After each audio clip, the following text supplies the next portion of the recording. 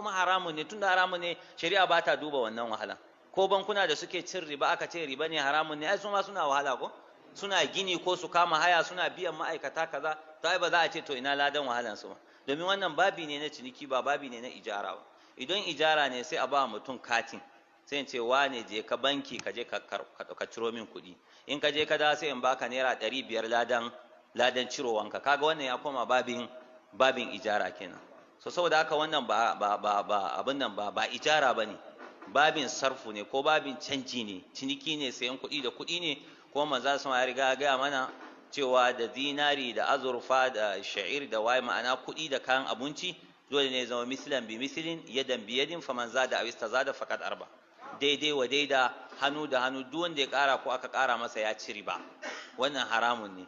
Wasu suna cewa to ai bankunan suna ba su wani abu, to da suka ba su wani abu da su takaita akan abun da bankin suka ba su, wannan sai su zama ma'aikatan banki kenan. Kaga baka da matsala, kai ba ka ba su ko kobo ba, bankin ka zai caje ka dama don kayi ajiya a wurinsa, sai su haƙura da iya abun da banki yake ba su, sai su daina cazan mutane. Amma in ka caji wannan dama a akawun ɗinka kuma ya sa kuɗin ko kai ya miƙa wa kuɗin, alaƙanka da banki daban, alaƙanka da shi kuma kai da shi ne kuke da alaƙa. Kaga business ne kuke a tsakaninku, kasuwanci ne, kuma canjin kuɗi da kuɗi in jinsin su ɗaya ne haramun ne, ko a shago kake ko a kan hanya ko a ina ko da menene za ka yi shi.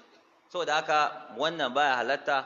Ina na akan wannan fatawan tawa cewa haramun ne, bai halatta ba, ko da ko wasu malamin sun ba da fatawan cewa halal ne su a fahimtar su ne, to a fahimtar su ne haka. Amma ni yanda na suranta matsalan da wasu malamai yanda suka suranta ta, wannan matsala ce wanda akwai riba a ciki. Kuma P.O.S ba a yi shi domin irin wannan ba, an yi shi ne domin manya-manyan supermarket da wuraren kasuwanci. Idan ka zo sayan kayanka, ka zo sayan kaya baka da cash, sai ka ba su kati sai su cire. Ka sai kayan 10,000 za a cire, shikenan don ka biya ne, maimakon ka dinga yawo da kuɗi kana yawo da kati. Mai shago yana da POS ɗinsa, ka sai ka bashi ya cire kuɗi. Don haka aka yi shi, ba wai don wannan business ba. Shi yasa ba za ka ɗauko fatawa na Saudiya akan POS ka zo ka ɗabbaka ta a Najeriya ba, don su ba su san irin wannan ba. A shaguna suke ajiyewa da supermarket da sauransu. Saboda haka fatawan malamai Najeriya ne ya kamata su ba da ita, ba kuma malamai wasu ƙasa wanda su ba su business da irin wannan, sai dai su sayar maka da kaya. Idan baka da kuɗi cash ka ba da kati a cire. Kuma ko anan mu ma ana yin haka, ko hotel ka je kama ɗaki yanzu akwai POS. Idan ka kama hotel ɗaki 25,000, in ka ba da kati ba 25,000 za a cire maka ba, baka katin ka. To wannan shine amfanin POS. Mutanen mu suka zo suka mai da shi cewa wai za su yi kasuwanci da shi, saboda haka wannan kasuwancin kuma sai ya shigar da riba. Allah ya sa mu gane. Allah rubuta a mizani. Malam, wannan tambayar da aka yi da a gidan rediyo an gwamata da tambaya, amma sai kashe afa cewa to shi mai tambayar POS sai hada da cewa akwai wanda kuma zai je sayan kati na naira 100 sai a sayar masa 110. To wannan lalle na manta da ita ne, amma mun sha amsa ta cewa sayan kati ka ƙara kuɗi babu riba a cikinsa, domin ba kuɗi da kuɗi ba ne, ka fahimta. Idan aka baka katin naira 100 sai ka ba da 110, ai ba kuɗi ka saya ba, za ka sa ne a cikin wayanka a baka damar yin magana. Shi yasa yanzu idan kana da 10,000 a cikin wayanka credit, sai zama baka da kuɗi, baka isa ka fasa wayan nan ka ɗauki wannan kuɗin ka ci abinci da su ba, bai zai yiwu ba. Saboda haka kenan a sai ba kuɗi da kuɗi ba ne. Saboda haka hidima ne ake maka, aka caje ka, ko da ko an lissafa shi da kuɗi cewa kana da naira kaza, ko wannan katin naira 100 ne ko naira 500, to shari'a ba ruwanta da duba sunan da aka sa, suran abin da za a duba. Alhukumu ala shay'i far'un an tasawwurihi. Kafin kai abu hukunci ka suranta shi ya yake, sai ka ga wani babi za ka sa shi. Saboda haka an sayar maka da nambobi ne, ko an sayar maka da wata hidima da za a yi maka ka samu daman yin magana, amma ba kuɗi ba ne. Saboda haka wannan takaddun ba sa zama kuɗi, ba inda za ka je a baka kuɗi abun nan a ɗauke su a matsayin kuɗi. Sai dai kawai idan mutum yana so dai sai ya yi amfani da shi sai ka sayar masa.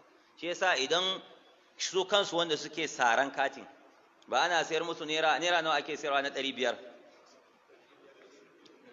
400 da nawa, 450 misali. Katin 500 a kamfanin ba 450 aka sayar maka ba, kai kuma nawa kake sayarwa? 500. Kaga in riban ne daga nan za ta fara kenan. Kina zama kowa ya je ya saya a kamfani kenan. Sannan kuma mutumin kauye in ya saya tafi da shi garin su, shi kuwa sai ƙara naira 10 ko naira 20. Katin naira 100 a sayar maka shi naira 90, ka sayar 100, kai kuma in ka sayar shikenan sai ka sai wani mutum kuma sai je ƙara naira 10 ko naira 20 saboda duka ba kuɗi bane, babu wani matsalan, babu maganan kuɗi a ciki. Magana ne na cewa an baka dama magana. Lissafin credit din shine ake lissafi da kuɗi. Yanzu kana da kaza a wayanka ka ƙare, in data ne yanzu baka ganin data ba kuɗi zaka sa ba, amma sai fito maka me da lissafin gigabyte kuma kaga zai iya fito maka a lissafin kuɗi sai baka a lissafin giga ko a MB. Kaga duka wannan lissafi ne kawai, duk wanda aka yi ba matsala bane. So wannan ba cinikin kuɗi da kuɗi bane, cinikin hidima ne ko wasu nambobi da kuɗi. Kaga jinsin su ba ɗaya bane. Saboda haka cinikin kuɗi da kuɗi shine yake zama haramun. Shi yasa bashi da za a baka a ƙara maka, ka nemi bashin 500 a baka 450 ka biya 500, babu riba a ciki, babu riba, domin hidiman 450 ne aka sayar maka ita 500. Kai ne zaka bada kuɗi amma su ba kuɗi bane suka baka, daman yin magana ne. Shi yasa hidimar ana iya ƙara ta, ana iya rage ta. Za a iya yanzu misali a ce an maka bonus, in ka sa 500 za a baka nawa 1000, amma hidiman da za a maka ba za ta wuce ta 500 din ba. In an ga dama kuma hidimar sai ta kai ta 750. To kaga ba lissafin kuɗin ne, ba kuɗi bane, lissafi ne kawai aka yi maka. So da haka abunda aka yi maka din shine aka sayar maka, ko an lissafa shi da kuɗi ko ba a lissafa ba, ko an ɗauke shi a matsayin 100 yanda kasa, ko an ƙara maka naira 120 da kasa 100 ya fito, duk dai hidiman ne, ba wai maganan kuɗin da abin nan, ba maganan kuɗi bane. Ina fata an fahimci wannan bambanci. Na'am. Ta jama'a.